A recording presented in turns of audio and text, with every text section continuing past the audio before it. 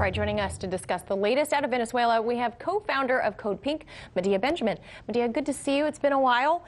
So, as we know, you've been very outspoken on this issue. You've described the events in Venezuela as a coup, yet the mainstream media has not characterized the U.S. role there as such. If anything, they've characterized it as the U.S. helping rid the country of a dictator. Your take? I think every move that is happening with Juan Guaido and the people surrounding him is being orchestrated by the White House, by John Bolton. Now they brought in Elliott Abrams. And we see now in hindsight how Juan Guaido was selected, how they are rolling out their campaign for squeezing the economy even more.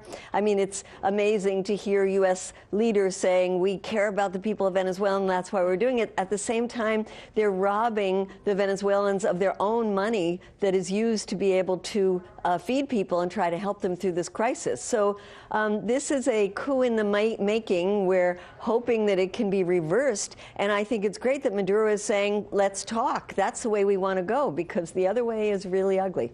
Right. And now on the flip side of this, though, Medea, Maduro has been the leader of Venezuela since 2013. Venezuela has since, spiraled, I guess, almost to the brink of chaos, where you have hyperinflation, you have food shortages, medicine shortages, and there's been a mass exodus of economic migrants over, especially into Brazil and other neighboring countries. Is there any possibility that ousting Maduro could possibly be good for Venezuela? I think the only vision that I see happening is more chaos, more hunger, but really more violence. Because imagine how the opposition is trying to pit one member of the military against another one, the ones that are going to stay with Maduro and the ones that are being encouraged to go. Where is that going to lead? Brother against brother, sister against sister, family against family. It's leading down the road to a civil war. And we have to stop that before it happens. There is another plan, and that is the one of negotiations. We have to admit, things are a mess. They can't stay the way they are. But let's not go down the road of coup, civil war. And talk a bit about the U.S. history of interference of sovereign states and what typically happens when the U.S. does that.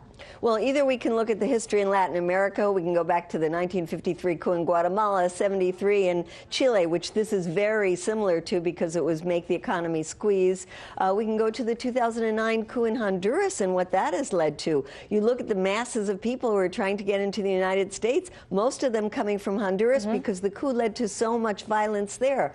Or let's look in the Middle East and see the disaster in the last 17 years that the U.S. has wrought ever since the invasion of Iraq. And look at Syria and look at Libya, where the U.S. has tried to overthrow governments, in the case of Libya, successfully. Right. So wherever the U.S. has gone in to overthrow a government has led to more chaos and more destruction. And that's why I say, let's not let it happen in Venezuela. Now, the American history of that is no secret to these foreign nations. Why do they continually follow along? Why do they fall in line? I think for a number of reasons. I think many people in Venezuela are really desperate, and they're saying, well, maybe this time it will be a bloodless coup. Maybe this time it will be good. But others are succumbing to the pressure. Other countries of the United States and the U.S. has a history of strong-arming, either carrot or stick, to get other countries on its side. Let's face it, the U.S. continues to be the most powerful nation in the world and has many ways to try to get other countries and groups to support its policies. Now, I know you mentioned you're behind these talks. You'd like to see these open discussions. How do we arrive at a peaceful resolution to all of this? Or do you think we've already passed the Rubicon there? I don't think we've passed the Rubicon. I think there probably has to be new elections, because it seems that's the only thing that's going to satisfy millions of people who are wanting to see a change in government. But that has to be done in a prolonged way, where there's plenty of time to set up the structures so that all sides are satisfied, bring in the mediators, whether they be from Mexico or from Uruguay, and the whole world should be saying, let's have a negotiated solution that can lead to a peaceful if it is a transition, maybe Maduro will win, maybe he won't win. But I think, as far as I see, the only way now is to have those negotiations. Do you think Maduro would be open to another election?